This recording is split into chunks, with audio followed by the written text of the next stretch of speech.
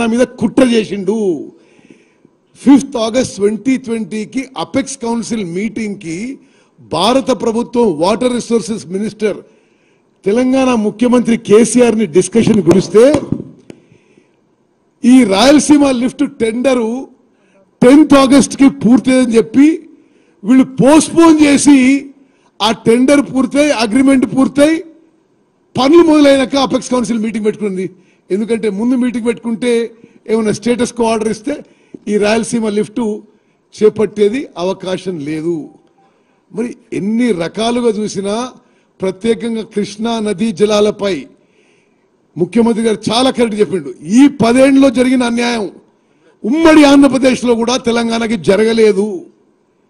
ఈ విషయాన్ని దయచేసి యావత్ తెలంగాణ ప్రజానీకం గమనించాలి, తెలంగాణ రైతులు గమనించాలి, ఈ దొంగ నాటకాలు కూడా గమనించాలని చెప్పి రిక్వెస్ట్ చేస్తున్నా.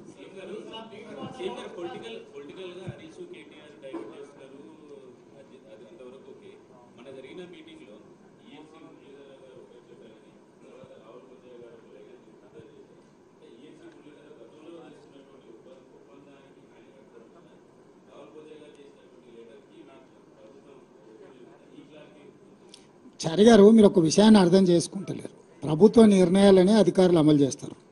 చంద్రశేఖరరావు, హరీష్ రావు గారు కూర్చొని ఏం ఆదేశాలు ఇచ్చిండ్రో ఆనాటి ఇరిగేషన్ సెక్రటరీ ఎస్కే జోషి అయినా, రజత్ కుమార్ అయినా, ఈఎన్సీ మురళీధరరావు గారైనా అదే సంతకాలు పెట్టిండ్రు. ఈ రోజు కూడా మా ప్రభుత్వం, నేను ఉత్తమ్ కుమార్ రెడ్డి గారు ఏం చెప్తున్నామో రాహుల్ బొజ్జా, ఈఎన్సీ మురళీధరరావు గారు సంతకం పెడతారు. అంటే ప్రభుత్వ నిర్ణయాన్ని అమలు చేయడం, నిర్ణయం చేసేది ప్రభుత్వం బాధ్యత, అమలు చేసేది అధికారుల బాధ్యత. వాళ్ళిద్దరు అట్లా ఆదేశాలు ఇచ్చారు, అట్లా పోయింది. ఆ రోజు మేమిద్దరం ఇట్లా ఆదేశాలు ఇస్తున్నాం కాబట్టి ఇప్పుడు ఇట్లుంది. కాబట్టి అక్కడ అధికారుల పాత్ర ప్రభుత్వం ఇచ్చే ఆదేశాలను అమలు చేయడం తప్ప వాళ్ళు స్వతంత్రంగా పనిచేయడానికో స్వతంత్రంగా వ్యవహరించడానికి వెసులుబాటు ఉండదు. అందున కేసీఆర్ దగ్గర ఆ వెసులుబాటు ఉంటుందా? నీకు బాగా తెలుసు కదా. ఏం మరి నీకేమనిపించిందో నాకు తెలియదు, కానీ కాగితాలు అన్నీ మేమిద్దరం కలిసి ఒకటే చెప్తున్నాం తప్ప. మీరు అదే హరీష్ రావు మాట్లాడుతుంటాడు, ఎందుకంటే ఇప్పుడు ఆయనకి ఏదో దారి కావాలి కదా.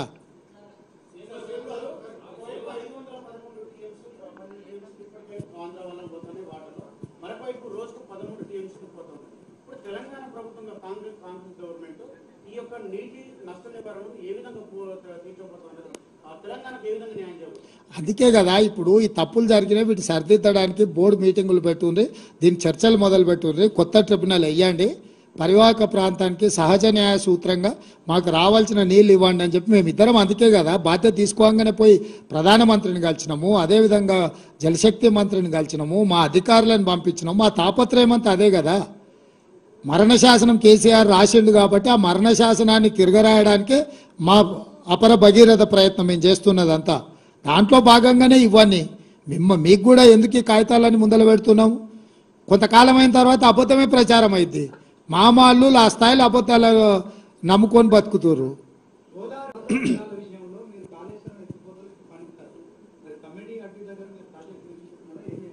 తప్పకుండా వాటి అన్నిటిని కూడా నిపుణులు వేస్తాము, చర్చిస్తాము, వాటి మీద నిర్ణయం తీసుకుంటాం. ఇప్పుడు కూలిన దాని మీద విచారణ చేసే పనిలో ఉన్నాం. సో అది పనికొస్తుందా పనికిరాదా మన ఇద్దరం మాట్లాడుకునే కంటే డ్యామ్ సేఫ్టీ అథారిటీ వాళ్ళకి సంబంధించిన వాళ్ళు, సిడబ్ల్యూసి వాళ్ళు, రాష్ట్రంలో ఉండే సాంకేతిక నిపుణుల నివేదిక వచ్చిన తర్వాత పూర్తి స్థాయిలో మాట్లాడతాం.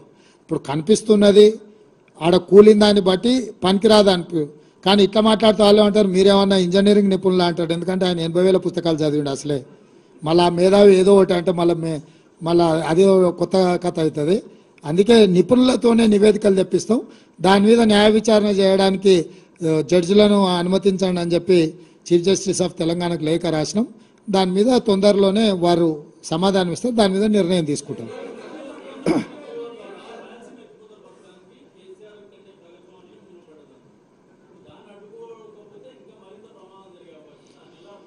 దాన్నే కదా ఇప్పుడు ఏముంది, ఫిజికల్గా దౌర్జన్యం చేసే పరిస్థితులు కావు. ప్రభుత్వాలు ఎక్కడ చేయాలి, అప్రాప్రియేట్ ఫోరంలో వాదించాలి.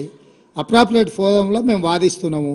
నీటి కేటాయింపుల విషయంలో కానీ, ప్రాజెక్టుల నిర్మాణ విషయంలో కానీ కేంద్ర ప్రభుత్వం ఒకవేళ అటువైపే మొగ్గు చూపితే న్యాయస్థానాలు చట్ట పరిధిలో ఏమేమి చేయాలనో అన్ని ప్రయత్నాలు చేస్తాం, అన్ని ప్రజలకు వివరిస్తాం. మా దాంట్లో దాపరికం లేదు. మేము తలుపులు మూసుకొని మాట్లాడుకోము.